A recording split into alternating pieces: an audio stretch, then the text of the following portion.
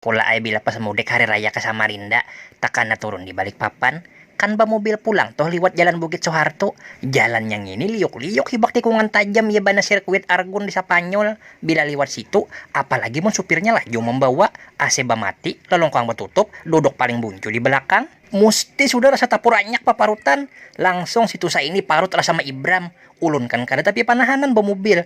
Jadi mulai balik papan ke Samarinda tuh bisa 3-4 kali muntah kuning. Dalam mobil gin kada kawat pisahin hilir wan kantongan plastik. Cuman kan wah ini sudah ada tol balsam balik papan Samarinda. Mana taparak, jalannya kojor lurus. Tapi biar jalan sudah nyaman mun musim corona nih, tatap ya kada kawa mudik. Jadi bersabar aja dulu pian bubuhan Samarinda yang tatahan madam di Bandung orang.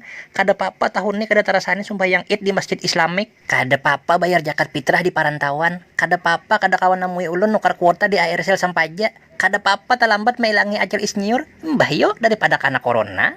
Kayak Amang Rossi itu nah, tapak kalah banar tada hulu ulun mangunyot isnyiur di Samarinda. Wani-wani hendak menikung acil isnyiur sama tangan pembalap. Ulun buat karbit banar di dalam kanal putnya. Marasa tuh kendaraan ya banar mercon imbah di Salingar.